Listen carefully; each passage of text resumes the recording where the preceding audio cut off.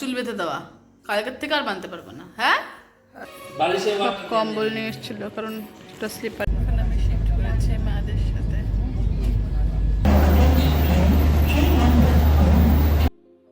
নমস্কার, কেমন আছেন সকলে?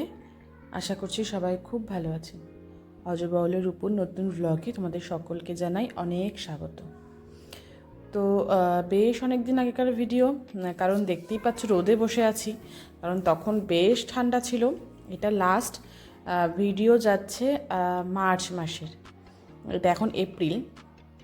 তো যাই হোক, অনেক দিন দেরি হয়ে গেল। তো সেদিনটা ছিল ভীষণই কষ্টের, কারণ আমার মায়েদের যাওয়ার সময় চলে এসেছিল। এটা ছিল যাওয়ার আগের দিনের লাস্ট ভিডিও মায়েদের সাথে। মা, দিদা এখন সবাই মিলে ছাদে এসে বসেছি, আর ওই কমলা লেবু সব কিছু খাচ্ছিলাম। খারাপ মেয়েকে রেখে চলে যাব। মুখে খেতে খেতে কথা বলতে, তা খেয়ে কথা বলো। মনে দুঃখ, মনে দুঃখ, মনে কষ্ট, মেয়েরও কষ্ট, আর যারা যাবে তারাও কষ্ট যে রেখে চলে যাবে। যাই হোক, কি করা যাবে, এটাই নিয়ম, যেতে হবে। আবার আমি যাব, আবার মারা আসবে, এভাবেই চলতে হবে, তাই না দিদা? এটাই বাস্তব। এটাই বাস্তব। তাই ভিডিও করে করে রেখে দিচ্ছি, এগুলোই আমার স্মৃতি। যখন আমি একা থাকবো তখন আমি এগুলো দেখবো। আর কানবো না, কাঁদবো না, ওই চোখে জল তো চলেই আসে না, মানে বাড়ির কথা ভাবলে তো এখনো চোখে জল চলেই আসে, সেটাই। তো যাই হোক, চলো একটু বসে এখন তিনজনে মিলে আড্ডা মারি, ফলগুলো খাই। নিচে রান্না করে এসেছি। আর সেই দিনটা ছিল একাদশী, তো মা আর দিদা একাদশী করে, তাই সেদিন আর যেহেতু এতদিন তো রান্না করে খাওয়ালোই চলে যাবে, আবার রান্না করতে বলবো, তো আমি রান্না করেছিলাম। ওই কচু বাটা হয়েছিল, লাউয়ের চোটা দিয়ে আলু দিয়ে ভাজা হয়েছিল, ডাল আর ডিমের তরকারি। এই আমরা যেহেতু তিনজনই খাবো, আমি, বাবা আর ও, সেই জন্য এই একদম সিম্পল রান্না করা হয়েছিল।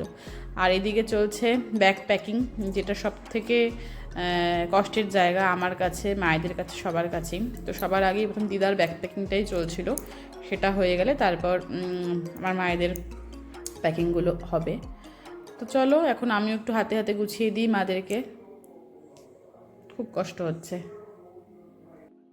আর এখন শুরু হয়ে গেছে মায়েদের ব্যাগ প্যাকিং। চাদরটা আমার কাছেই ছিল, তো বলছি নিয়ে যাও। আর ভেবেছিল অনেক কিছু, মানে ব্যাগগুলো হালকা হয়ে যাবে, যেহেতু সব কিছু আমার জন্য নিয়ে এসেছিলো। বাট এখান থেকেও এত কিছু কেনা হয়েছে যে আবার সেই ব্যাগ ভর্তি হয়ে যাচ্ছে, অনেকগুলো লাগেজ হয়ে গেছিলো। আর যেহেতু ওই মায়েদের একটা ট্রেন স্লিপারে ছিল, সেই জন্য ওই কম্বলটা ক্যারি মাদের করতে হয়েছিল। আর দুটো, আর বাকি সবগুলো এই এসিতেই ছিল। আর এদিকে দিদা উঠাচ্ছে গঙ্গার জল। এখান থেকে সবাই বেশ এত তো লাগেজ হয়েছে, তারপর আবার গঙ্গার জল নিয়ে যাচ্ছে। দিদা 2 লিটার নিয়েছে, আমার বাবা 2 বোতল নিয়েছে, শ্বশুরমশাই 2 বোতল নিয়ে গেছে। মানে মনে হচ্ছে যেন পিওর গঙ্গা জল নিয়ে যাচ্ছে হরিদ্বার থেকে। হরিদ্বারে এসছে বলে কথা, আর গঙ্গা জল না নিয়ে গেলে কি হয় বলো? তো সেই জন্য এই যে, আর আজকে যে জায়গাটা আমার পরিপূর্ণ সব ব্যাগ দিয়ে, আর রাত পোহালেই সবটাই ফাঁকা হয়ে যাবে, সব কিছুই আবার আমার একার জীবন শুরু হয়ে যাবে। দুপুরে খাওয়া দাওয়া করে সবাই একটুখানি ঘুমিয়ে নিয়েছিলাম, তারপরেই চলছে এখন চা। তো এখন হবে চা খাওয়া বিকেলের। আমার মানে বাবার বাড়িতে সবাই খুব চা খায়, সেই জন্য বিকেলবেলা এখন এই চায়ের প্রিপারেশান চলছে। বাবা বলছিল একটু কফি দিয়ে দিতে, তো সেই জন্য বাবার চাটাতে একটু কফি দিয়ে দিচ্ছিলাম। এখন হবে একটু, মানে সবার সাথে শেষ দিনের জন্য একটু চা খাওয়া, সবাই মিলে গল্প করা, কারণ এই বিকেলটা আমার বাড়িতেও খুব ভালো কাটে। সবাই মিলে একসাথে বসে চা খাই, আড্ডা মারি, সবাই মিলে একসাথে গল্প করি, সেগুলোর একটা আলাদা রকম অনুভূতি। যে যে থেকেছো বা কাটাচ্ছ তারাই একমাত্র বুঝতে পারবে। আর এটা হলো আমার দিদুনের চা, দিদুন একটু চা খাবে, আর বাকি আমরা 3 জন। তো এখন ওই চাটাই খেয়ে নেব। আর বাবা আমার হাতে চা খেতে বড্ড ভালোবাসে।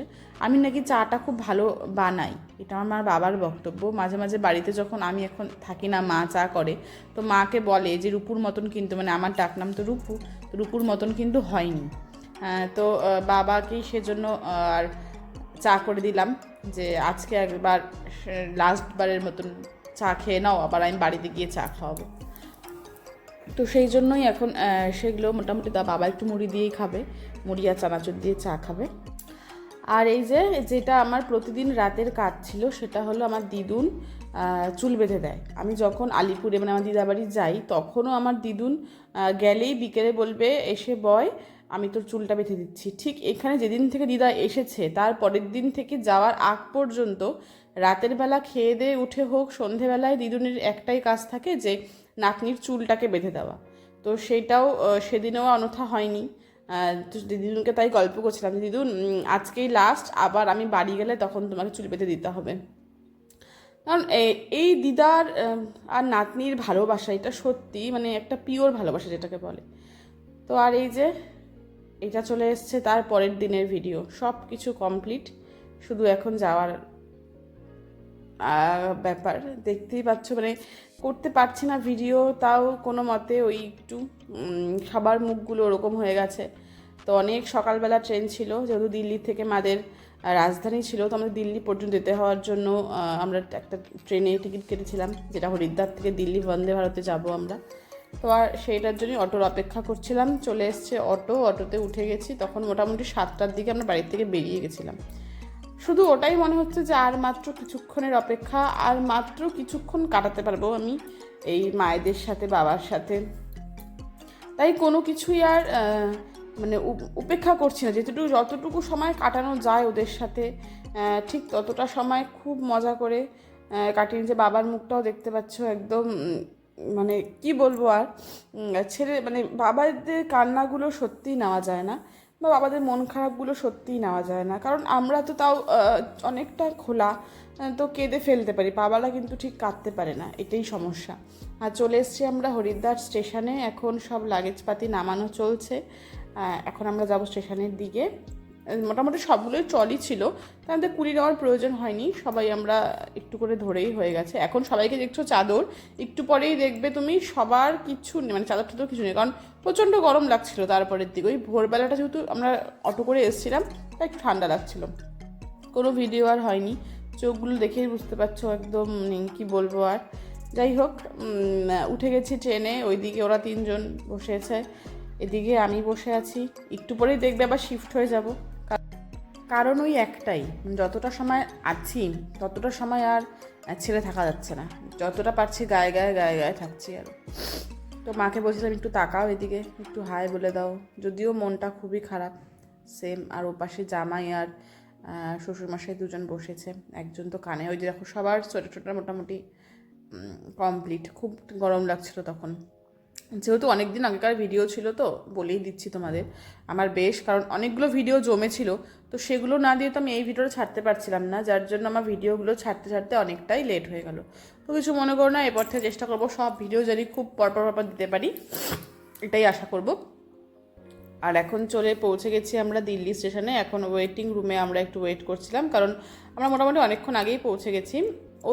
ওই কিছুক্ষণ আমাদের ওয়েট করতে হয়েছিল, সেই জন্য আমরা একটা ওয়েটিং রুমেই বসেছিলাম। বাট প্রচণ্ড ভিড় ছিল। এখানেই আমরা খাওয়া দাওয়া করেছি দুপুরের লাঞ্চটা, বাট খাবারটা অতি জঘন্য ছিল। মিষ্টি একটা খাবার দিয়ে রেখেছিল, সেটার ভিডিও আমার আর করা হয়নি, কারণ ওই হাতে নিয়ে খেতে হচ্ছিল তো। খুবই ভিড় ছিল ওয়েটিং রুমটাতে, বসার জায়গাও তেমন ছিল না, যার জন্য ওটার ভিডিও আমার আর মানে ক্লিপিংসটা নেওয়া হয়নি। আর সব থেকে প্যাথেটিক ছিল এই ট্রেনে ওঠার, এত ভিড় ছিল, আর আমরা এতটা দূরেই উঠেছিলাম, খুব ভিড় ছিল। আর ওই যে মা ট্রেনে উঠে গেছে, প্রচণ্ড ভিড় ছিল, যেহেতু কোচবিহারের ট্রেন ছিল তো, যার জন্য ওই দুটোই মাত্র ট্রেন ছিল, খুব ভিড় ছিল। দেখতেই পাচ্ছ সবার শুধু চোখগুলো ছলো। সত্যি বলছি, আমার তারপরে আর ভিডিও করার ক্ষমতাই আমার হয়নি। আর তারপর আমাদেরও রাতের মানে ফেরার ট্রেন ছিল, তো কিছুক্ষণ অপেক্ষা করতে হয়েছিল আমাদের। মানে মাদের ট্রেন মোটামুটি 4:30 নাগাদ ছিল, আমাদের ট্রেন ছিল রাত 10:30, মানে এতটা সময় মধ্যেখানে গ্যাপ ছিল। তো সেই জন্য আমরা একটু এই দিক ওদিক একটুখানি ঘুরে নিচ্ছিলাম। আর যেহেতু খুব কান্নাকাটি করছিলাম, সেই জন্য ওর মনে হয়েছিল যে যদি ইন্ডিয়া গেটের সামনে নিয়ে যাই বা একটু ঘোরাই, তাহলে হয়তো আমার মনটা ভালো হয়ে যাবে, বা আমি যে মানে বাবা মা যে চলে গেছে সেটা হয়তো একটু ভুলে থাকতে পারবো কিছুটা সময়ের জন্যই। তো সেই জন্যই আমাকে ওই ইন্ডিয়া গেটের সামনে একটু নিয়ে এসেছিলো ঘোরানোর জন্য, কারণ আমার কখনো এরকমভাবে সামনে থেকে দেখিনি এরকম বিকেলবেলায়। আমার দিল্লিতে আসা হয়ওনি, খুব ছোটোবেলায় একবার এসেছিলাম, তো সেই জন্যই সেখানে একটু নিয়ে এসেছিলো। ওই একটুখানি সময় থেকেই তারপর আমরা আবার স্টেশনে চলে গেছিলাম। আর এই যে একদম ইন্ডিয়া গেটের সামনে চলে এসেছি। আর পূর্ণিমার চাঁদটা এত সুন্দর লাগছিল ঠিক গেটটার ওপরে। আমার এই প্রথম এত কাছ থেকে ইন্ডিয়া গেট দেখা, তো খুব সুন্দর লাগছিল। সেদিন প্রচণ্ড পরিমাণে ভিড় ছিল, প্রতিদিনই নাকি এরমই ভিড় থাকে, বাট আমার তো এই প্রথম।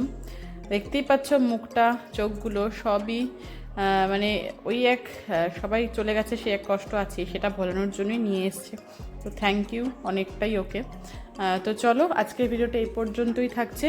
কেমন লাগলো অবশ্যই কমেন্ট করে জানিও। ভালো লাগলে like, comment, share and subscribe করে দিও। নেক্সট ব্লগে খুব শীঘ্রই দেখা তোমাদের সাথে। আজকের মতন বাই।